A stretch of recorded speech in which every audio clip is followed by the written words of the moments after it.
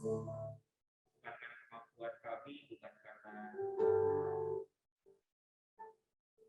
kekuatan kami sendiri. Tapi sungguh Tuhan, kami percaya semua adalah kasih karunia bukan semata dalam kehidupan kami. Dan hanya Kau yang layak terima segala puji dan sembah kami. Jika kami mau berterima kasih Tuhan, hanya kepada-Mu lagi sesosok pribadi yang layak terima segalanya Tuhan dalam kehidupan kami.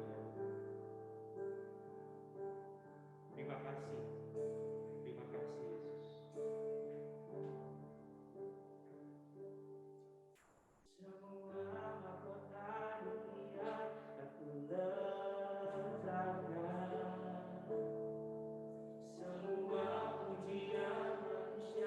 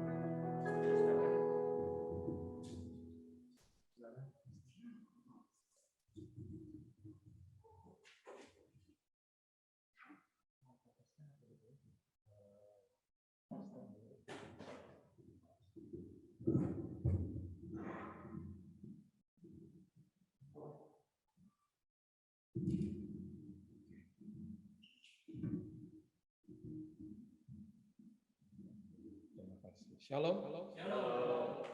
Saya mau tanya protokolnya di sini. Harus pakai masker kan? Atau boleh copot? Boleh copot? Oke, saya copot ya. Soalnya setiap tempat beda-beda. Saya pernah, karena udah kebiasaan, saya pakai aja masker tengah-tengah khotbah. Pak, copot aja. Oke. Buka sama-sama saya di Pengkhotbah pasal yang ke-9, ayatnya yang ke-11. Pengkhotbah pasal yang ke-9, ayat yang ke-11. Saya menyapa yang menonton dari rumah, dari mana saja, mungkin ada yang di mobil. Hati-hati.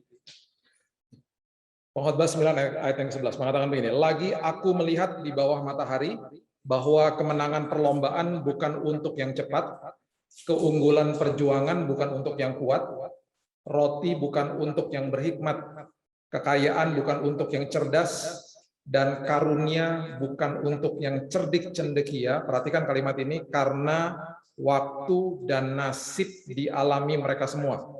Waktu dan nasib bahasa Inggrisnya time and chance. Bahasa Ibraninya alaf dan taf, bahasa Yunaninya alfa dan omega, bahasa Indonesianya awal dan akhir. Maksud daripada ayat ini adalah keberhasilan anak-anak Tuhan yang ada di dalam Tuhan. Itu semuanya karena waktunya Tuhan, itu maksudnya. Bukan karena kehebatannya, bukan karena dia punya banyak jejaring, punya ini, punya itu, tidak. Semuanya karena Tuhan, karena ada waktunya Tuhan. Waktunya Tuhan itu namanya kairos. Waktunya manusia namanya kronos. Kronos itu menjebak manusia. Kita terjebak di dalam 24 jam. Betul ya? Apa enggak Pak, di Jakarta Utara 25 jam sama, semuanya 24 jam. Bahkan Alkitab mengatakan umur manusia kalau kuat 70, kalau kuat 80 tahun. Semuanya terjebak di dalam kronos, dari kata chronological, dari kata kronos. Nah, Tuhan nggak bergerak di situ, dia menembus batas, dia tidak bisa dibatasi. Bahkan besok hari Minggu ya, Tuhan udah ada di situ, menyiapkan hal yang terbaik bagi kita. Makanya dia maha tahu, maha hadir, maha kuasa. Itu Tuhan kita. Nah, sore hari ini kita mau belajar begini, di dalam kairosnya Tuhan. Bagaimana sih saya bisa ada di dalam kairosnya Tuhan? Selalu ada dua hal terjadi. Yang pertama adalah Tuhan akan mempertemukan kita dengan orang yang tepat. Dan Tuhan akan mempertemukan kita dengan kesempatan yang tepat. Wow. Terus gimana caranya? Oke. Buka sama-sama ya di Lukas pasal yang ke-10, ayatnya yang ke-38. Lukas pasal yang ke-10, ayat yang ke-38.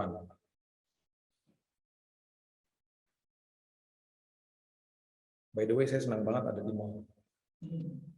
Ada gereja di mall, udah lama banget. Dulu kayaknya biasa aja, tapi sekarang jadi senang banget. Lukas 10 ayat 38, ketika Yesus dan murid-muridnya dalam perjalanan, tibalah ia di sebuah kampung. Seorang perempuan yang bernama Marta menerima dia di rumahnya. Perempuan itu mempunyai seorang saudara bernama Maria. Perhatikan kalimat ini dan garis bawahi kalimat ini. Maria ini duduk dekat kaki Tuhan dan terus mendengarkan perkataannya. Dia duduk di kaki Tuhan dan terus mendengarkan perkataannya. Oke. Sedang Marta sibuk sekali melayani, mendekati Yesus dan berkata, Tuhan, tidakkah engkau peduli bahwa saudaraku membiarkan aku melayani seorang diri? Suruhlah dia membantu aku. Tetapi Tuhan menjawabnya, Marta, Marta, engkau khawatir dan menyusahkan diri dengan banyak perkara. Perhatikan ayat 42. Yesus mengatakan begini, tetapi hanya satu saja yang perlu. Berarti nggak ada lain yang lebih perlu daripada itu. Yang kedua, dia katakan, Maria telah memilih bagian yang terbaik. Berarti nggak ada lagi yang lebih terbaik daripada itu.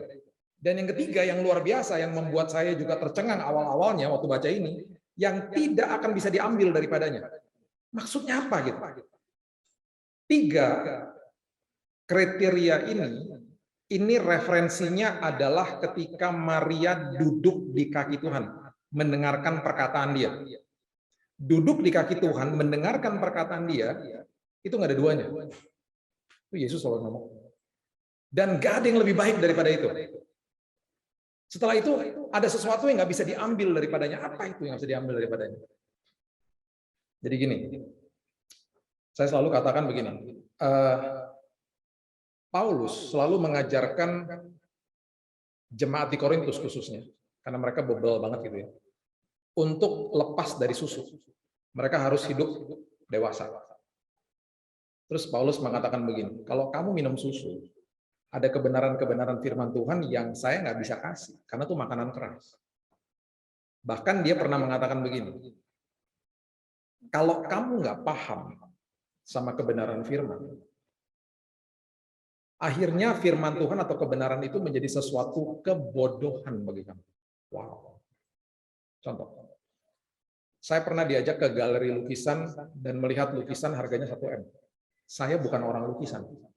Saya ya suka lah lihat lukisan, tapi saya nggak ngerti lukisan, saya nggak paham lukisan. Waktu teman saya bilang, itu lukisan harganya 1 M. Saya dalam hati gini, gue juga bisa buat kayak gitu, cuma coret-coretan doang gitu.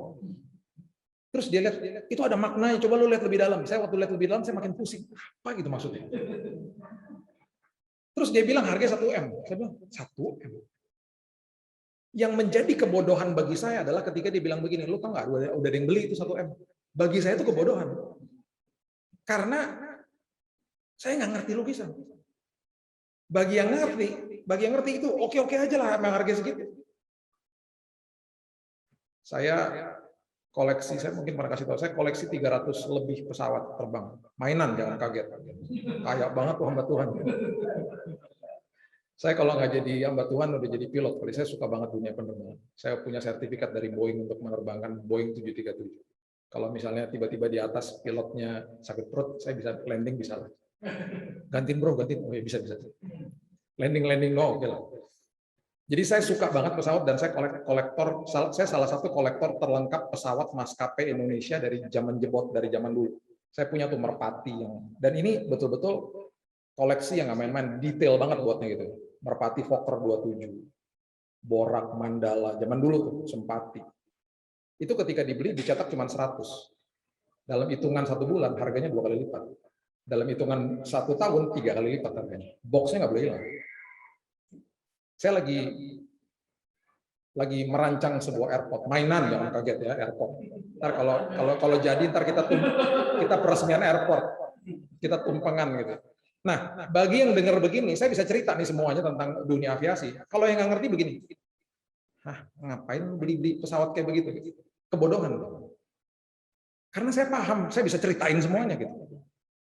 Nah, kalau kita nggak ngerti kebenaran, kita nggak mau duduk di kaki Tuhan dan belajar kebenaran, akhirnya kebenaran firman itu jadi kebodohan. Nggak usah jauh-jauh lah, contohnya gitu. Selama 21 tahun pelayanan mimbar saya dan mengajar jemaat, udah banyaklah ketemu sama pasangan-pasangan yang datang minta konseling. Ketika saya bilang begini, sederhana, saya bilang gini, Pak, Bu, maafin pasangannya gitu. Maafin loh pasangannya. Enak aja Pak. Kan dia salah duluan. Enak aja, masa saya minta maaf duluan? Hal kecil lah. Udah gitu dia begitu juga sama saya kan, ngapain saya ngasih kebaikan sama dia gitu lah istilahnya. Terus saya kutip firman Tuhan begini, Bu, Pak, firman Tuhan mengatakan kasihilah sesamamu seperti Kristus mengasihimu, bukan seperti pasanganmu mengasihimu, bukan. Jadi standarnya Kristus. Jadi kalau minta maaf duluan walaupun nggak rasa salah, nggak masalah juga. Itu firman Tuhan. Nah karena nggak paham jadi kebodohan. Belum lagi kita ngomong firman yang lain-lain. Wah, jadi kebodohan semua. Makanya kenapa Yesus bilang duduk di kakiku, dengar instruksiku. Dengan kata lain, hidup intim yuk sama aku. Makanya Paulus bilang gini, kamu harus lepas dari susu. Karena kehidupan intim, kalau masih dalam level keharusan, itu level anak-anak. Anak kecil kan semua diharuskan. Itu faktor eksternal. Jadi kita kalau ngecek ya, kehidupan intim kita sama Tuhan, sederhana kok. Kalau kita masih capek, lupa, berontak, itu berarti masih level keharusan. Anak kecil kan selalu gitu, capek, lupa, berontak. Udah gosok gigi nggak? Lupa. Belajar dong. Belajar mulu sih gitu. Capek sendiri gitu. Terus berontak. Ayo makan dong. Enggak. Anak kecil seenaknya dia. Nah, kalau udah jadi gaya hidup, itu yang Yesus mau kita sampai ke level itu. Nagih gitu loh dari dalam. Duduk di kaki Tuhan tuh nagih gitu. Nah, lama-kelamaan ketika hidup intim, kita akan ngerti perkataan tentang Yesus. Jadi banyak orang tanya gini mas saya, Pak, gimana cara dengar suara Tuhan? Saya bilang gini, pertama, catat ya, kalau ada seminar cara mendengarkan suara Tuhan, jangan datang. Saya bilang, jangan. Minta aja sama Tuhan, ketok pintu akan dibukakan. Anak saya yang nomor 2, umur 14 tahun, tanya dan minta sama Tuhan dalam hitungan sebulan, saya cek lagi dan dia bisa dengar kok suara Tuhan. Dad, ada rasa di sini, kayaknya ada damai, rambunya tuh damai, masuk ke situ. Anak 14 tahun bisa ngomong gitu. Karena dia minta, Tuhan aku mau dengar dong suara Tuhan. Nah mungkin dia nggak kasih tahu gitu. Dan caranya kita dengar tuh beda-beda pasti. Bapaknya satu, cara dengarnya beda-beda. Rambu-rambunya sukacita sama damai. Tiba-tiba, aduh nggak enak rasanya. Roh Kudus lagi bicara, jangan di situ, sini dulu. Diem dulu. Itu rambu-rambunya. Makin intim, makin kenal suara dia. Waktu kedua anak saya masih kecil-kecil, kalau kita ke pesta perkawinan, ketemu teman-teman pasti mereka lari-larian. Saya paling nggak suka kalau kayak begitu, karena bagi saya nggak sopan di pesta perkawinan. Biasanya kalau saya mau ingin memberitahu mereka supaya mereka nggak lari-larian, saya nggak usah teriak-teriak, saya nggak usah kejar-kejaran sama mereka, saya dari jauh tinggal begini. Saya tinggal nunggu aja mereka ngelihat saya. Mereka dan occasionally beberapa saat itu pasti mereka akan cek saya karena mereka nggak mau jauh-jauh dari saya. Dan ketika mereka lagi lari-larian dan mereka lihat kepala saya lagi begitu, mereka langsung ngerem mendadak.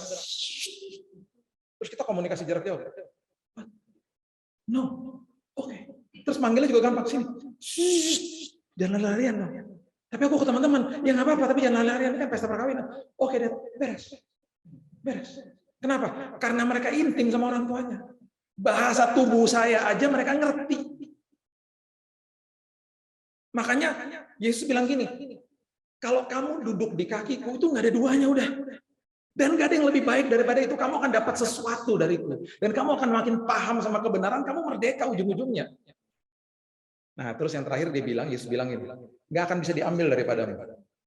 Ternyata dia sedang bicara soal sebuah kesempatan. Hubungan intim duduk di kaki Tuhan, dia akan membawa kita ke dalam kairosnya dia. Yohanes pasal yang ke-12, ayat yang pertama mengatakan begini. Yohanes pasal yang ke-12, ayat yang pertama sampai ayat yang ke-7, mengatakan begini.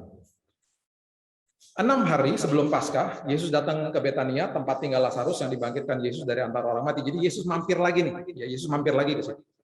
Di situ diadakan perjamuan untuk dia dan Marta melayani, sedang salah seorang yang turut makan dengan Yesus adalah Lazarus. Maria mengambil setengah kati minyak narwastu murni yang mahal harganya, lalu meminyaki kaki Yesus dan menyekanya dengan rambutnya, dan bau minyak semerbak di seluruh rumah itu. Ya, minyak narwastu kalau botolnya cuma segini, harganya bisa 100.000, kalau tumpah seminggu nggak hilang.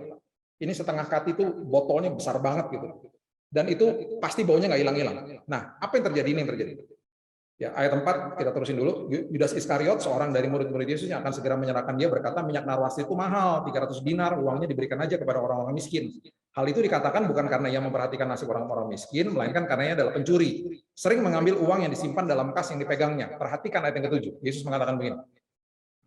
Maka kata Yesus, biarkanlah Maria melakukan hal ini, biarkan Maria melumuri kakiku dengan minyak narwastu ini untuk mengingat hari penguburanku. Pasti hari itu nggak ada yang mudeng dan nggak ada yang nyadar.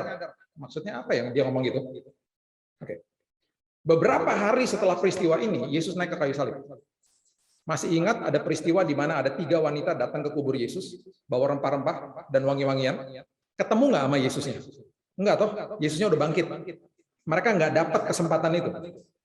Beberapa hari setelah mampir lagi di rumahnya Maria, dia naik ke kayu salib, dan waktu dia mengembuskan nafas yang terakhir di kayu salib, itu bau minyak narwastunya masih ada.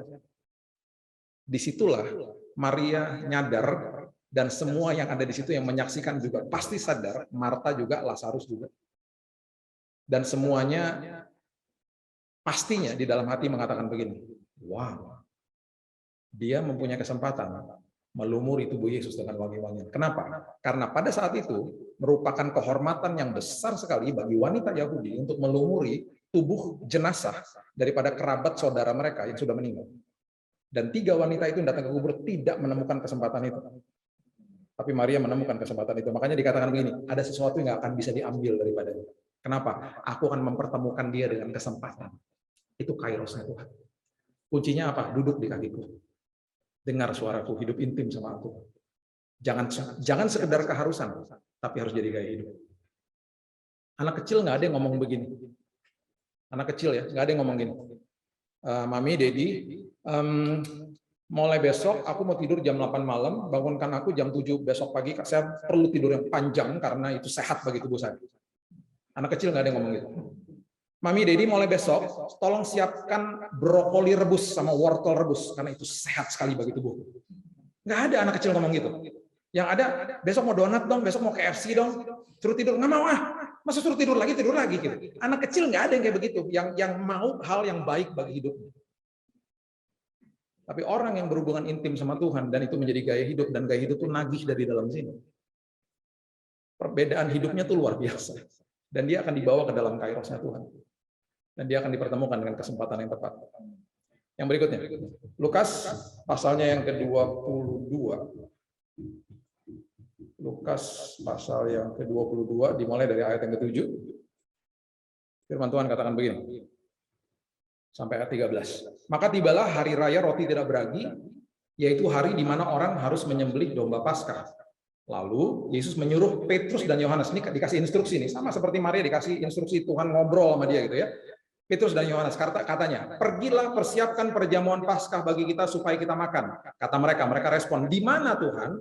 Engkau kehendaki kami mempersiapkannya. Jawab Yesus, apabila kamu masuk ke dalam kota, pastikan kamu akan bertemu dengan seorang yang membawa kendi yang berisi air. Pastiin kamu ketemu dia. Ikutilah dia ke dalam rumah yang dimasukinya. Jangan sampai nggak ketemu dia, maksudnya gitu. Kalau kamu ketemu dia, kamu akan dibawa ke rumah di mana kamu akan mempersiapkan perjamuan akhir. Dan katakan kepada tuan rumah itu, ya. Jawabnya, apabila kamu masuk ke dalam kota, kamu akan bertemu dengan seorang membawa kendi air. Ikutilah dia ke dalam rumah yang dimasuki dan katakan kepada tuan rumah itu, guru bertanya kepadamu, di manakah ruangan tempat aku bersama-sama dengan murid-muridku akan makan Paskah. Lalu orang itu akan menunjukkan kepadamu sebuah ruangan atas yang besar yang sudah lengkap. Disitulah kamu harus mempersiapkannya. Perhatikan ayat 13. Petrus dan Yohanes, maka berangkatlah mereka. Dan mereka, Petrus dan Yohanes, mendapati semua seperti yang dikatakan Yesus kepada mereka, lalu mereka mempersiapkan Paskah. Mereka mendapati semua yang dikatakan Yesus. Apa maksudnya? Alkitab pastinya tidak mendokumentasikan dengan lebih detail ketemu sama si pembawa kendi air di persimpangan mana. Karena kuncinya, kalau dia nggak ketemu sama si pembawa kendi air, mereka nggak akan ketemu tuh rumah di mana mereka harus persiapkan Paskah. Kuncinya harus ketemu sama nih orang. Dan pastinya ada detail-detail yang tidak ditulis sama Lukas. Pasti banyak banget di persimpangan jam berapa, pembawa kendi air pakai bajunya warna apa, loreng-lorengnya kan banyak. Terus kendinya, saya udah lihat kendi-kendi di sana, warna-warna, coklatnya ada coklat muda, coklat tua, pasti banyak. Dan ingat, nggak ada HP. Kalau ada HP, Yesus pasti ngomong gini, Petrus sama Yohanes, nanti kamu ketemu sama si pembawa kendi air, ini nomor WA-nya, janjian aja, beres. Betul. Nggak ada. Jadi mereka berdasarkan instruksi dia. Kamu jangan telat loh. Kamu di persimpangan itu jam sekian loh. Kamu tunggu, nanti dia akan lewat. Kalau mereka nggak dengar instruksi Tuhan, lewat si pembawa kendi air. Batal acaranya, tertunda acaranya. Ketika kita dengar suara Tuhan, yang pertama kita dipertemukan dengan kesempatan yang tepat. Yang kedua, kita dipertemukan dengan orang yang tepat. Dipertemukan sama si pembawa kendi air. Yang masih jomblo jangan habis dengar firman ini besok pulang dan bilang gini sama diri sendiri, benar juga itu. Berarti pembawa kendi air itu jangan-jangan jodoh saya. Besok-besok ada pembawa galon aqua. Terus kita gini, mas pembawa kendi air mas, jangan-jangan mas jodoh saya mas, jangan ngawur deh. Ada pembawa kendi air yang akan cuma lewat semusim. Ada yang stay, ada yang tinggal dalam hidup kita. Tuhan akan pertemukan kita dengan orang-orang yang tepat. Itu kairos. Dan itu indahnya luar biasa. Oke. Tahun 2000, saya dibesarkan di keluarga yang keluarga, kalau orang Jakarta bilangnya udah saking Kristen banget gitu. Pakai gitu. Kristen banget deh. Dari tahun 67, keluarga kami, orang tua kami mendirikan yayasan namanya Immanuel. Kalau pernah lewat toko buku Immanuel, kami ada penerbitan juga, kami ada yayasan yang membantu ratusan hamba Tuhan, udah 54 tahun sekarang. Dan sampai hari ini puji Tuhan kami masih bantu mereka. Kami adalah tipe yayasan yang tidak pernah minta donation, kami kerja. Oleh sebab itu makanya kami ada toko buku, kami ada penerbitan, dengan hasil itu kami bantu hamba Tuhan di daerah. Sampai hari ini puji Tuhan masih terus kita lakukan. Kalau nggak pandemi, biasanya kita pergi ke daerah-daerah, lihat kadang-kadang kita bangunin gereja, bangunin pastori, dan lain sebagainya. Jadi itu tipe yayasan kita. Kalau ada yang mau nyumbang silahkan, tapi kita nggak pernah minta-minta. Itu moto yang nilai yang kita diberikan sama orang tua. Papa saya sudah meninggal, mama saya 78 tahun. By the way, mama saya ikut ke mall, ya, dari di bawah. Mama mau ikut ibadah nggak? Mama jalan-jalan. Oke. Saya di sini harus pamit lagi karena ada Zoom lagi. Dia lagi di bawah. Tadi saya ajak dia soalnya. Mah, mau ikut nggak? Kemana? Bewok. Oh, mama suka ke mall. Ada lautnya. Di sini ada gereja-gereja ya. Saya pernah khotbah di sini, dia selalu ikut. Dia tahu lah mall. Jadi udah lama. Aduh, seneng banget ke sini lagi katanya. Anak mall banget ya. Nah, ketika kami ketika orang tua kami mendirikan itu, saya nih bandel. Saya hidup di dalam dosa. Saya pernah tinggal di luar 13 tahun dan saya bandel. Tahun 98 saya bertobat. Tahun 2000 Tuhan panggil saya untuk saya bantu di yayasan orang tua. Jadi saya gabung sama mereka. Nah, Bapak Ibu perlu mengetahui bahwa industri rohani di Indonesia itu besar. Ada toko buku, ada penerbitan, ada musik label, ada waktu tahun 2000 itu UKM-nya aja ada 750. Jadi kantong kolekte, perjamuan, kaos rohani itu ada yang buat, itu ada suppliernya. Gitu. Banyak lah, kecil-kecil pajangan-pajangan banyak. Kemudian ada lagi media, TV rohani, radio rohani, banyak banget, besar. Ada distributor Kristen dan lain sebagainya. Tapi waktu saat itu tahun 2000 nggak ada asosiasinya yang menaungi, nggak ada. Nah Tuhan gerakin saya waktu saya masuk di industri itu. Ayo dong buatin asosiasinya yang menaungi dan kamu regulasi supaya UKM itu bisa dibantu kalau masuk ke dalam toko retail, diskonnya bisa rata, bisa bagus, semuanya diuntungkan gitu. Supaya nanti yang bajak-bajak hak cipta juga kamu beresin gitu ya. Jadi saya panggil senior-senior yang ada di industri itu karena saya baru masuk situ. Saya kumpulin semuanya tahun 2001, saya mencetuskan ide itu dan mereka setuju dan mereka katakan Pak Billy karena Bapak yang dikasih tahu sama Tuhan, Bapak aja yang pimpin. Oke, saya pimpin akhirnya. Kita buat workshop, kita beresin, kita buat rapih lah semuanya. Pembajakan kita berantas dan lain sebagainya. Semuanya udah baik. Tahun 2005-2006 Tuhan ngomong gini sama saya. Sekarang kamu harus buat convention. Convention kayak gimana Tuhan? Kayak PRJ. Kamu buat kayak PRJ, tapi di dalamnya itu barang-barang rohani Kristen. Terus saya doa lagi, di mana Tuhan? Tengah kota. Terus saya mulai cari-cari tempat tahun 2008 akhirnya. Tiba-tiba waktu lagi jalan-jalan tengah kota, saya mampir ke Istora. Karena itu tengah kota kan. Saya nanya, harganya berapa? Saya nggak pernah lupa. Masnya ngomong gini, 130 juta sewa sehari. Mahal amat. Tahun 2008 loh itu. Saya ini bukan orang event. Saya nggak ngerti buat event. Jadi saya panggil teman saya. Buatin dong ininya, proposalnya kalau kita buat acara di situ beberapa hari, gimana nih gitu. Dia selesai buatin, kita meeting, saya lihat angkanya. Gede banget angkanya. Saya minta sama Tuhan doa. Saya bilang gini, Tuhan, kalau sampai acara itu terjadi, kita kasih namanya Indonesian Christian Retail Expo namanya. Itu pertama kali dibuat di Indonesia tahun 2008. Saya bilang gini, Tuhan 2 hal saya minta. Saya nggak mau minta sama orang, saya nggak mau minta dana sama orang. Dan yang kedua, saya nggak mau utang Tuhan. Nggak mau. Saya paling anti kalau sampai tiba-tiba acaranya terjadi terus ada utang. Nggak mau saya Tuhan. Jadi caranya gimana? Saya bilang sama teman-teman di event organizer, saya bilang, udah buatin aja paket sponsor. Adil dong paket sponsor. Masalahnya nggak ada yang sponsor yang mau. Semua ngomong gini, Pak, namanya aja Indonesian Christian Retail Expo. Kami nggak mau Pak, jasa kami diasosiasikan atau produk kami diasosiasikan dengan nama Kristen. Yang kedua mereka bilang ini, udah pernah buat nggak Pak? Belum. Lah bagaimana kami tahu yang datang berapa banyak? Nanti aja ya Pak. Jadi pokoknya singkat cerita nggak ada yang mau. Keringet dingin dong saya. Karena yang nyewa booth, yang nyewa stand buat di dalam nggak cukup lah untuk bayar semuanya. Biaya semuanya. Seminggu sebelum acara dimulai saya dipanggil ke Mabes Polri. Karena mereka mau mengeluarkan izin keramaian, mereka nggak ngerti nih acara apaan. Mereka ngobrol, karena kita udah kasih surat proposal, mereka bilang gini, Pak, kalau izin KKR itu kami tahu Pak. Ini acara apaan? Pak, ini kayak model PRJ, tapi ketika Bapak masuk ke dalam, semuanya barang-barang rohani Kristen. Oh, oke, ngerti Pak. Izinnya keluar. Puji Tuhan. Seminggu sebelum acara dimulai, tekor. Saya tuh keringet dingin. Saya bilang Tuhan, bilang loh Tuhan, nggak mau ngutang dan nggak mau minta-minta. Saya diem aja pokoknya. Saya udah lakuin semuanya, udah beres loh Tuhan. Tiba-tiba, seminggu sebelum acara dimulai, ada teman saya yang udah lama banget saya udah nggak ketemu sama dia. Dia telepon saya. Bill, gue tadi lewat di Sudirman. Gue ngeliat di pinggir-pinggir jalan tuh banyak banget tuh umbul-umbul sama banner-banner acara lu tuh ternyata ya. Dia bilang gitu. Iya, lu kok tahu? Iya, tadi gue mampir. Gue karena lihat tulisannya, gue bilang, wah ini keren banget nih acara Kristen pertama nih, convention. Gue masuk ke dalam, gue lihat kru lu lagi beres-beres.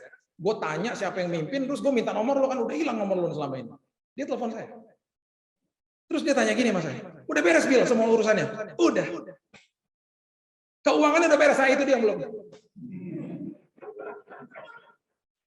Kenapa lo nggak ngomong dari tadi? Ya nggak enak, masa gue ngomong duit. Enggak gini, Bill. Gue tuh dari minggu lalu, gue tuh digerakin Tuhan banget. Gue pengen nabur dalam pekerjaan Tuhan.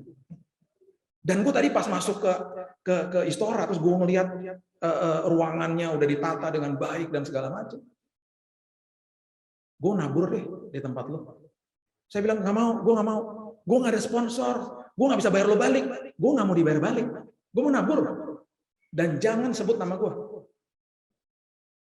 Tuhan mengirimkan pembawa kendi air tepat pada waktunya. Acaranya selesai, nggak ada utang, yang datang 15.000. 6 bulan setelah itu, nah di Amerika itu ada asosiasi yang sama seperti kita, dan asosiasi itu udah puluhan tahun lah di sana. Dan kami setiap tahun memang ke sana untuk belajar sama mereka. Nah, mereka ngundang saya di tahun itu sebagai special guest lah. Jadi ada acara besar di dalam ruangan dengan semua presiden chapter dari seluruh dunia. Saya disuruh maju ke depan. Dikasih surprise. Mereka bilang gini, Pak Billy dari Indonesia kemarin membuat convention pertama di negaranya, katanya gitu. Karena mereka mengirimkan representatifnya juga ke sini gitu ya. Mereka mengirimkan perwakilan. Mereka mendata dan mereka bilang gini, kemarin yang dibuat di Indonesia 15.000 orang yang datang itu convention Kristen terbesar di Asia tahun 2008, mengalahkan Filipina, Singapura, Hong Kong, Korea Selatan, India, Jepang kalau nggak salah. Dan yang mereka sudah membuat konvensi itu berkali-kali, Indonesia baru sekali dan paling besar. Jadi, wah semua tepuk tangan dan lain sebagainya. Saya kaget juga. Oh iya paling besar, oh ya. Terus dia bilang gini, Pak tolong kasih tahu kiat-kiatnya gimana tuh Pak, bisa buat acara sampai sukses berhasil gitu. Saya kutip tadi Pengkhotbah 9 ayat 11 yang kita baca di awal. Semua keberhasilan itu bukan karena kuat dan gagah saya. Semuanya karena kairosnya Tuhan. Tuhan pertemukan saya dengan kesempatan yang tepat.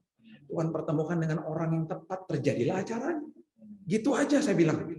Selesai, saya pulang ke Indonesia, lega banget hati saya. Tuhan, lunas ya Tuhan. Tuhan bilang ini enak aja, siap-siap buat yang kedua. Aduh. Tahun 2009 saya mampir ke Mabes Polri. Saya tanya sama teman-teman di sana, Pak, kalau izin keramaian tahun 2009 boleh? Nggak boleh Pak, lagi tahun pemilu, jangan Pak. Oh ya udah Pak, saya keluar dari Mabes Polri, sukacita banget hati saya. Sampai dalam hati gini, aduh kalau perlu tiap tahun pemilu deh Tuhan gitu, supaya nggak usah lagi buat acara kayak begini. Saya nggak bisa ngeles. Sekitar tahun 2012 akhir kali, ada teman-teman dari Mall of Indonesia telepon saya, Mall of Indonesia Kelapa Gading. Pak, di lower ground, waktu itu masih ada Carrefour, itu tempatnya kosong Pak. Kita waktu itu pernah datangin tahun 2008, Bapak buat di sini Bang Pak. Itu tempatnya besar banget Pak. Saya bilang ya udahlah. Teman-teman dari event organizing liatin, udah gitu kita bilang memang ini tempat tepat banget. Di Kelapa Gading, menurut data ada 167 pintu gereja. Itu adalah gereja terbanyak per kapita di Indonesia di Kelapa Gading. Makanya kalau belum punya dana untuk ke Holy Land ke Israel, ke situ aja. Itu Holy Land juga. Pintu gerejanya 167. Ibadah di hari Minggu 400. Dari jam 6 sampai malam. Itu ada ibadah terus. Teman rekan baik saya, Pak Royandi Utasoid pernah bilangin, Bill, kalau satu hari lu dipanggil Tuhan untuk buka gereja, lu jangan buka di Kelapa Gading. Kriminal rohani lu. Lu kebanyakan gereja sih. Makanya kalau hari Minggu ya, kalau sekarang udah mau buka ya, kalau ke food court gitu, rada-rada silok. Kenapa? Terang kumpul sama terang. Makanan di sana banyak kan kuliner ya, cenderung asin karena garam kumpul sama garam. Yang nggak ngerti firman bengong, apa sih maksudnya? Yang ketawa tuh ngerti firman, yang ketawa tuh. Wah ya gue ngerti firman, gue ketawa. Yang nggak ngerti firman, apa sih maksudnya? Makanya baca firman. Jadi itu tempat perfect banget buat kita. Jadi akhirnya kita buat semuanya. Dan sama seperti yang lalu, sponsor nggak ada yang mau juga. Tapi karena saya udah pernah ngalamin Tuhan di tahun 2008, saya lega-lega dikit lah, saya bilang udahlah Tuhan, pasti Tuhan akan atur. Beneran. Seminggu sebelum acara dimulai, ada seorang ibu dari sebuah grup konglomerat yang besar yang kenalan lama, dia bilang, Bill, ketemu dong sama gue mau lihat proposal lu. Dia lihat 10 menit, gue suka nih acaranya. Ini kayak gini keren banget. Gue tabur ya, jangan sebut nama gue. Beres. Tuhan kirim pembawa kendi air yang berikutnya, yang cuma lewat dalam semusim. Acaranya berhasil, yang datang 40.000. Mall of Indonesia bilang gini sama saya, Pak, kita pernah buat konser Dewa di sini. Konsernya Chris Patti di sini. Nggak pernah Pak seramai ini, sampai valet parkingnya nggak bisa. Orang udah nggak bisa masuk. Kalau tahu letaknya Moy, itu ngantri untuk masuk sampai macet sampai ke Sunter. Dan sampai diparkir, dibuang ke seberang yang ada Balai Samudra apa tuh ya, seberang tuh ya. Ditaruh di situ udah nggak bisa masuk. Sampai mau masuk begini udah nggak bisa Pak, udah nggak ada tempat, udah nggak ada tempat. 40.000. 6 bulan setelah itu saya dipanggil lagi ke Amerika. Tiba-tiba saya kaget. Kenapa? Karena ada acara besar banget. Dan saya dibilang special guest lagi. Dan ada pendeta Reinhard Bonnke almarhum hadir di situ. Nah, Asosiasi Amerika setiap tahunnya itu memberikan penghargaan kepada satu orang. Penghargaan tertinggi namanya Peter Gunter Award. Itu kalau di Oscar Best Actor-nya gitu kira-kira gitu ya. Nah, itu saya dikagetkan karena waktu saya hadir, saya dikasih tahu mereka, Pak, nanti you gonna be receiving this award. Bapak yang dikasih award. Kaget ya. Kenapa? Nanti dijelasin. Itu bergengsi banget lah. 1 tahun cuma 1 orang yang dipilih. Karena memberikan dampak katanya begitu. Saya dipanggil ke atas. Mereka bilang gini, kenapa kita kasih ke Pak Bima tahun ini? Karena kemarin convention di Indonesia 40.000 itu bukan terbesar di Asia lagi, terbesar di dunia. Karena lebih besar dari Amerika, lebih besar dari Brazil. Dan saya ditanya lagi pertanyaan yang sama. Dan saya kutip lagi Pengkhotbah 9 ayat 11. Saya bilang lagi, itu bukan karena kuat dan gagah saya. Itu semua karena Tuhan. Saya pulang, saya bawa dong tuh penghargaan yang bergengsi itu kan, Peter Gunter Award.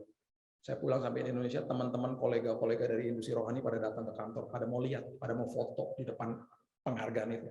Mereka masuk ke kantor saya, mereka masuk ke ruang meeting saya, mereka, mana Bill, lo kok kagak gantung penghargaannya? Saya taruh di bawah meja saya kasih tunjuk, setiap kali ada yang datang saya kasih tunjuk. Kenapa lo nggak pajang di tembok? Saya bilang gini, saya menghargai yang kasih. Tetapi sampai kapanpun, gue nggak akan pernah taruh di atas tembok, karena ada nama gue di situ. Karena acara itu berhasil bukan karena gue. Acara itu berhasil karena Yesus. Kecuali kalau piagam itu diganti namanya jadi Yesus Kristus, baru gue pajang. Selama itu ada nama gue nggak akan pernah pajang. Gue menghargai yang kasih. Sampai hari ini penghargaan itu ada di bawah meja saya, di meja kerja saya di rumah. Saya nggak pernah akan pajang, saya menghargai yang memberikan. Karena bagi saya ada di dalam kairosnya Tuhan. Dan Tuhan mempertemukan saya dengan kesempatan dan orang yang tepat. Itu aja. Saya akan tutup dengan ayat ini. Roma 8 ayat 28. Roma 8 ayat 28. Udah sering baca pasti. Dimulai dengan kata begini.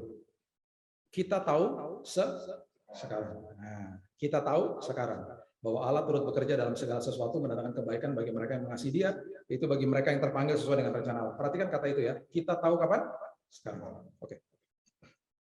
Udah tahu kesaksian saya waktu saya sakit ya? Udah dengar ya? Udah ya. Saya ceritain singkat aja ya. Tahun 2019 saya didiagnosa kanker, saya divonis 3 bulan mati. Saya dirawat nggak jauh dari Ibu Ani Yudhoyono, Ibu almarhumah Ani Yudhoyono, karena beliau sakitnya sama saya, persis sama, AML, acute myeloid leukemia. Kanker darah itu udah kanker yang paling progresif, umur saya cuma 3 bulan. Waktu beliau meninggal saya nangis depan TV, karena saya tahu rasanya. Darah semuanya habis, darah di dalam tubuh saya itu saling makan. Jadi di dalam hematologi itu ada 3 komponen darah, hemoglobin darah merah, leukosit itu darah putih, sama trombosit. Itu habis. Hemoglobin saya sempat ke angka 4, ya. Leukosit darah putih itu 0. Leukosit itu pertahanan tubuh. Kalau itu 0 ya udah habis lah. Semua virus, bakteri segala macam merajalela. Yang mengerikan adalah ketika dokternya mau kasih cairan kemo ke dalam tubuh saya. Dia bilang, maaf Pak, kita nggak bisa infus. Kita harus bolongin dadanya Bapak. Jadi saya masuk ruang operasi, dibolongin 3 di sini. Masih ada tandanya di sini. Dan setiap kali saya ngacak, saya selalu bilang ini, itu cakaran dari iblis dan dia nggak berhasil. Saya selalu ngomong gitu sama anak saya. Anak saya yang kedua gitu, wow, jadi kayak Marvel Leder. Saya gitu, drama queen lah kalau di rumah. Nah, waktu dokternya menyampaikan pesannya kepada saya, dia bilang gini, pengobatan yang diberikan itu cairannya kerasnya minta ampun, diinjeksi ke dalam tubuh Bapak 500 mili per hari dikali 7 hari, 3,5 liter. Itunya sih saya masih oke lah, oh cuma dimasukin cairan, oke. Tapi ketika dia bilang gini, nah kalau Bapak harus tahu ya Pak, kalau lagi susternya beberes, terus tiba-tiba ada 1 tetes yang jatuh ke kulitnya suster, itu kulitnya kebakar. Nah Bapak bisa bayangin ya Pak, 3,5 liter diinjeksi ke tubuh Bapak, organ-organ di dalam Bapak ya hancur Pak. Kalau 1 tetes di kulit aja hancur. Jadi Pak, ada kemungkinan besar dari pengobatan ini 70% Bapak gagal, Bapak masuk ICU dan meninggal. Karena tapi kami udah nggak punya alternatif lain karena udah akut. Bapak 3 bulan meninggal, paling lama 6 bulan. Habis sudah darahnya. Singkat cerita, setelah seminggu dikasih, saya mulai kolaps. Berat badan saya udah nggak kayak gini lah. Berat badan saya tinggal 66 kalau nggak salah, habis sudah kayak tengkorak. Dan saya waktu pagi-pagi bersin yang keluar darah semua. Karena paru-paru saya hancur, dalamnya hancur. Saya maaf kalau berdahak, itu kayak naga panasnya minta ampun. Karena udah cairan panas nih masukin dalam tubuh saya. Hancur lah semua. Beberapa kali saya dalam kondisi kritis dan mau meninggal, itu selalu dari hari Senin sampai Kamis. Nah, ini ceritanya begini. Anak saya yang pertama, waktu saya dirawat di Singapura, dia sedang SMA di situ, menghadapi ujian akhir. Nah, dia kalau datang ke kamar saya, kalau dia besuk saya, itu selalu Jumat, Sabtu, Minggu. Dan selalu dia bawa bangkelannya dia, bawa tasnya dia, karena dia mau belajar di situ. Karena dia ujian akhir, kelas 3 SMA. Sementara yang kecil lagi menghadapi ujian kelas 6, ditemenin sama adik saya, Jesse, di rumah. Karena istri saya sama saya. Jadi kami mengalami perjalanan padang gurun bersama-sama. Setiap kali anak saya yang perempuan, dan dia sangat dekat dengan saya, dia kalau mampir ke kamar, sampai hari Jumat, saya dalam kondisi yang begini, fit, nonton TV, makan coklat, fit. Dia nggak pernah ngelihat saya dalam kondisi kritis. Dan itu terjadi berkali-kali. Jadi kalau dia datang hari Jumat, Sabtu, Minggu, saya selalu bilang gini sama istri saya, dan saya bilang sama suster-suster, jangan kasih tahu dia. Karena dia lagi belajar, mau ujian akhir. Jadi setiap kali dia datang, dia sepanjang hari di situ, dia tiduran di sebelah saya, dia kemudian belajar, dia buka laptopnya lah, dia belajar situ, dan betul-betul dia belajar sampai akhirnya ujiannya dia, angkanya luar biasa. Dia menjadi the top student. Pokoknya dia lulus dengan angka yang luar biasa. Saya masih nggak kasih tahu dia. Akhirnya singkat cerita saya ngalamin mujizat Tuhan bulan Februari, dalam hitungan 1 bulan dokternya cek saya kembali. Ditusuknya waktu dicek di belakang sini ya Bapak Ibu. Sumsum tulang belakang itu kalau dimasukin jarum, kalau dimasukin daging sih masih ada anestesi. Pas jarumnya nyentuh tulang menjerit, nggak ada anestesinya. Dan itu pabriknya darah, jadi ceknya harus di situ. Bulan Februari dokternya terkaget-kaget, ada 10 tim dokter yang mengatakan kami nggak bisa ketemukan sel kankernya hilang. Saya sampai tanya berkali-kali, hilang. Nggak ada sisanya, 5%, 10%, nggak ada. You are clean. Jadi saya sempat dirawat beberapa bulan lagi dan saya suruh pulang. Dan saya sampai hari ini waktu saya di discharge, dikeluarkan dari rumah sakit, saya sampai tanya, nggak ada obat? Nggak ada. Udah hidup seperti biasa, Bapak kan lebih biasa makan sehat, olahraga, dan udah oke. Nggak ada apa-apa, hilang. Mereka juga nggak bisa jelasin. Itu kemurahan Tuhan. Nah, setelah selesai, semuanya beres. Bulan Mei tahun 2019, saya dapat email dari rektor Biola University di Los Angeles, Amerika. Biola University itu sekolah Kristen yang banyak fakultasnya macam-macam. Banyak anak-anak pendeta dari Indonesia dikirim ke sana karena nilainya baik. Saya dapat email dari rektornya. Dia bilang gini, saya barusan melihat nilai anakmu yang baru selesai sekolah SMA itu, dia menjadi top student, salah satu top student di Singapura. Dan saya dengan email ini, saya mau memberitahu kepada kamu bahwa kami memberikan beasiswa buat anakmu. Karena angkanya luar biasa. Singkat cerita, saya kasih tahu dia, kita urus-urus, dia berangkat. Sebelum dia berangkat, saya ngaku sama dia. Kak, there's something I need to tell you. Ada yang Dedi mau kasih tahu. Kenapa dia? Ingat nggak waktu kamu lagi belajar di kamar Dedi waktu Dedi lagi sakit? Ya. Itu beberapa kali Dedi dalam kondisi yang kritis. Beberapa kali mau dilarikan ke ICU, tapi Tuhan bangkitkan. Dan udah hampir meninggal. Oh, dia nangis. Dan dia sedikit marah, dia bilang, kenapa gue nggak dikasih tahu? Bukannya nggak mau kasih tahu. Setiap kali kamu datang, Dedi dalam kondisi oke. Dan sepertinya Tuhan membutakan kamu dari semua itu. Sehingga kamu bisa belajar. Kalau kamu lihat Dedi dalam kondisi kritis, kamu pasti nggak bisa belajar. Kamu bisa belajar, kamu dapat angka baik, kamu sekarang dapat beasiswa, bisa kuliah. Saya kutip ayat ini. Saya bilang gini, sekarang kita tahu bahwa Allah turut bekerja mendatangkan kebaikan bagi orang-orang percaya. Waktu lagi ngelewatin nggak tahu, karena Tuhan lagi merangkaikan segala macam yang indah, kita nggak lihat. Yang kita lihat pergumulan kita tuh.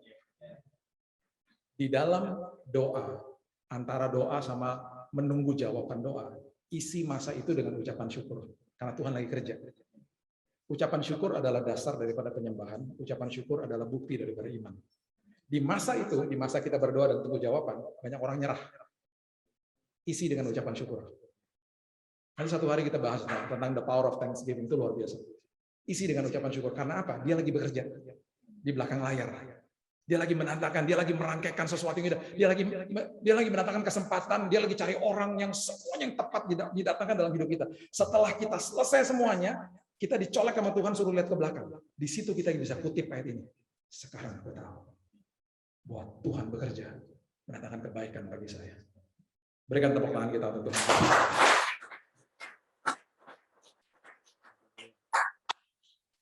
Bapak, terima kasih, mengucap syukur buat sore malam hari ini. Hamba-Mu stop sampai di sini ya Tuhan, tapi firman Tuhan tidak pernah stop berkumandang di hati kami. Karena firman-Mu menembus dan memisahkan jiwa dan roh. Dan oleh sebab itu Tuhan, kami percaya pada hari ini Tuhan. Kami mau ada di dalam kairosnya Tuhan. Kami belajar sore hari ini ketika kami duduk di kaki Tuhan. Seperti Maria. Kami akan dipertemukan dengan kesempatan yang tepat. Dan kami juga akan dipertemukan dengan orang-orang yang tepat dalam hidup kami. Dan setelah semuanya berhasil, semuanya sudah kami lewati, dengan bangga kami bisa mengatakan, sekarang aku tahu. Sekarang aku tahu. Oh, Allah turut bekerja dalam segala hal, mendatangkan kebaikan bagi aku. Selama kami melewatinya Tuhan, kuatkan kami, dan kami mau belajar untuk senantiasa mengucap syukur. Engkau begitu luar biasa dan tidak ada batasnya. Dan ajari kami Tuhan, supaya di dalam keterbatasan kami terus percaya, kami terus beriman, dan kami terus mengucap syukur. Terima kasih Bapak. Aku berdoa semua jemaat-Mu, baik yang menonton di Zoom, baik yang hadir, semua kami dan keluarga kami akan dibawa sampai ke seberang dengan selamat. Melewati musim yang sulit ini Tuhan, dengan kondisi yang sehat. Bahkan yang sakit pada hari ini sudah disembuhkan. Kami menyembah Bapa yang sama. Bapakku adalah Bapa mereka ya. Tuhan, aku percaya Engkau yang menyembuhkan aku, Engkau juga yang menyembuhkan siapa yang sakit. Aku percaya Tuhan bahwa ada anugerah Tuhan, ada kasih karunia Tuhan, ada urapan Tuhan bagi setiap kami. Aku stop sampai di sini Tuhan. Roh Kudus terus bekerja, Roh Kudus terus berbicara. Hanya di dalam satu nama, Yesus Kristus Tuhan dan Juru Selamat kami. Sudah berdoa dan mengucap syukur, kita sama-sama katakan. God bless you.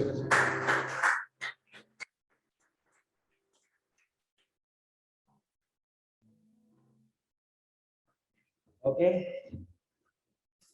Sebelumnya yang pertama-tama mengucapkan terima kasih banyak untuk Pastor Billy Lantang. Kita bisa berikan tepuk tangan sekali lagi untuk sangat memberkati firman Tuhan kita semua. Kita belajar untuk terus mengandalkan Tuhan, peka sama suara Tuhan, itu yang perlu kita latih hari demi hari ya. Amin. Ya, sekali lagi terima kasih, dan juga terima kasih buat para pelayan yang sudah melayani hari ini. Bisa berikan tepuk tangan juga teman-teman semua. Dan saya dan seluruh ada Yuki juga dan Cirita ya, semua yang terlibat melayani pada hari ini. Terima kasih ya. Kita mau dengerin beberapa pengumuman dulu ya teman-teman, sebelum nanti kita akan membagi kelompok untuk kita sharing sama-sama ya.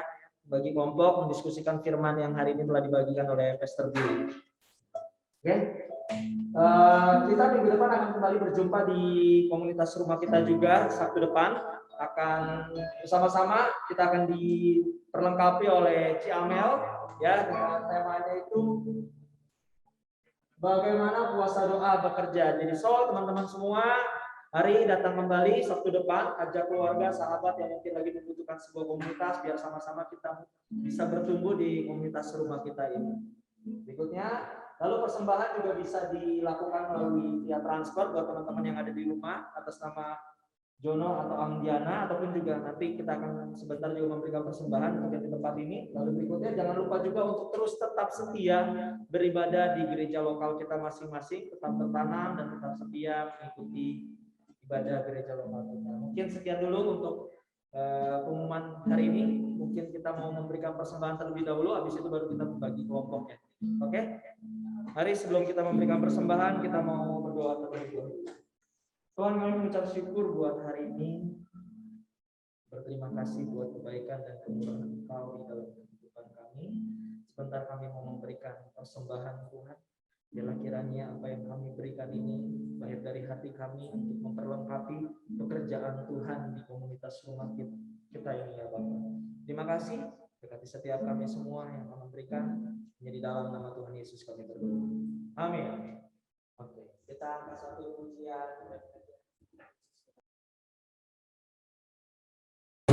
Haleluya, yeah, glory, glory, haleluya, glory, glory, haleluya,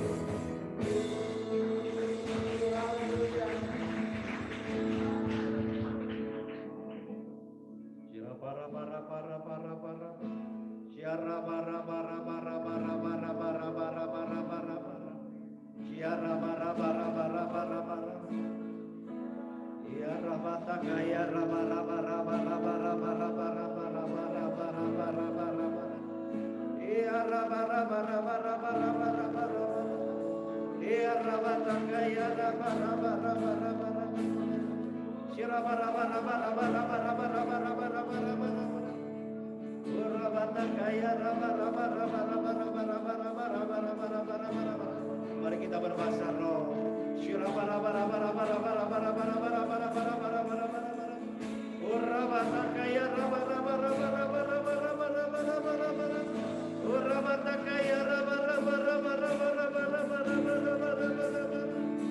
Inilah kami umatmu yang memuji-Mu Tuhan.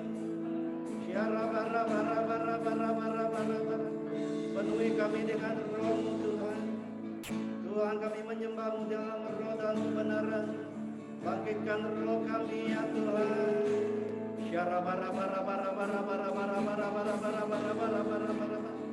Oh Tuhan, Kau membangkitkan jiwa yang lemah. Oh api-Mu Tuhan, hadirat api-Mu bersama kami. Sore hari ini Tuhan, lawat kami Tuhan. Kau hadir di tengah-tengah kami Tuhan. Holy Spirit, mari datangkan penuhi hati kami Tuhan. Kami tidak bisa berjalan Tuhan. Kami tidak bisa berlari. Kami bahkan tidak bisa Tuhan melakukan apa-apa Tuhan di luar Engkau Tuhan. Terima kasih Tuhan buat hadirat-Mu Tuhan. Terima kasih Tuhan, kami buka hati kami Tuhan.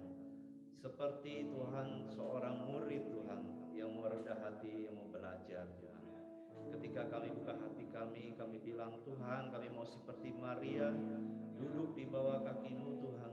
Tidak khawatir meninggalkan Tuhan tanggung jawab kami sementara dunia, supaya kami mendapatkan bagian yang terbaik. Kairosnya Tuhan menyertai setiap kami. Kami dipertemukan dengan kesempatan yang tepat. Orang-orang yang baik ya Tuhan. Terima kasih Tuhan, Kau kami memberkati. Kami mau memberkati komunitas ini. Komunitas kepunyaan-Mu semata-mata. Bapak, Engkau beracara Tuhan di tengah-tengah kami. Tidak lupa kami berkati Tuhan hamba-Mu yang Kau kirim, Pastor Billy Lantang. Tuhan, tolong dia, Tuhan, Kau memberikan dia makna-makna sorgawi yang luar biasa untuk Tuhan dibagikan kepada kami pada malam hari ini, supaya kami mengerti pemahaman akan firman-Mu yang benar Tuhan. Oh Tuhan, terima kasih Tuhan, kami mendapat kekuatan Tuhan. Kami jadi semangat, antusias Tuhan untuk untuk lebih lagi semangat melayani Engkau Tuhan. Biarlah Tuhan kami impartasikan kepada pasangan kami, kepada keluarga kami, kolega kami, rekan kami, bahkan kepada orang tua kami yang belum mengenal Engkau. Tuhan, Bapa yang baik, terima kasih buat pimpinan-Mu dari awal, pertengahan hingga akhir komunitas kami, fellowship kami begitu indah Tuhan pada malam hari ini. Tuhan, tidak lupa kami berkati setiap orang yang datang, mungkin ada di Zoom meeting Tuhan, yang sedang mengalami sakit Tuhan, yang sedang mengalami masalah yang berat, pergumulan hidup dalam masalah ekonomi dan keuangan. Tuhan, kami berdoa Tuhan, Roh Kudus, Tuhan Engkau menolong Tuhan. Mereka yang mungkin sudah berdoa lama, Tuhan Engkau yang menjawab doa mereka pada waktunya Tuhan. Setiap pergumulan yang berat yang sedang mereka hadapi Tuhan, Tuhan Engkaulah sumber jawabannya. Tiada yang lain lagi Tuhan selain Engkau Tuhan. Terima kasih Tuhan, kami menyerahkan komunitas rumah kita ini ke dalam tangan-Mu. Kami menyerahkan leader kami, Pastor Jimmy dan keluarganya. Tuhan, Engkau menjagai dia seperti Engkau menjagai Yusuf Tuhan. Terima kasih Tuhan, Kau memberikan kami teman-teman yang baik, tim yang solid. Tuhan, orang-orang yang Kau gerakkan untuk bergabung di tempat ini. Kami sama-sama membangun rumah Tuhan, saling mendukung Tuhan, saling melayani Tuhan, saling mengasihi Tuhan, saling menerima apa adanya Tuhan. Terima kasih Tuhan. Haleluya, haleluya, haleluya. Terima kasih Tuhan. Engkau Allah yang baik Tuhan. Engkau Allah yang baik. Kau terus mengirimkan kami Tuhan, orang-orang yang baik Tuhan, orang-orang yang membutuhkan kasih Kristus Tuhan. Terima kasih Tuhan, yang lemah Engkau kuatkan malam hari ini, yang jauh daripada Tuhan Engkau membawa mendekat kembali Tuhan. Biarlah kami mulai hidup kami dari sekarang dan seterusnya lebih lagi memuliakan nama-Mu Tuhan. Jagai hati dan pikiran kami, apa yang kami ucapkan, apa yang kami lakukan, biarlah itu seturut dengan kehendak-Mu Tuhan. Terima kasih Tuhan buat malam hari ini. Sebentar kami akan sudahi, mari kita angkat kedua tangan kita. Haleluya. Diberkatilah Engkau ketika Engkau keluar, diberkatilah ketika Engkau masuk. Tuhan menjagai kita, Tuhan menyindari setiap kita dengan wajah-Nya. Tuhan menganugerahkan kepada kita kasih anugerah-Nya untuk selalu punya hati yang mengasihi orang lain, untuk selalu mau mencari keintiman dengan Tuhan, memberikan kita kekuatan untuk melayani Dia lebih lagi. Terpujilah nama-Mu, diberkatilah keuangan-Mu, diberkatilah kesehatan-Mu, diberkatilah apa yang sedang Engkau usahakan. Tuhan jadikan berhasil, dan nama Tuhan Yesus dipermuliakan. Dalam nama Tuhan Yesus, mari sama-sama kita yang percaya, sama-sama katakan amin. Terima kasih.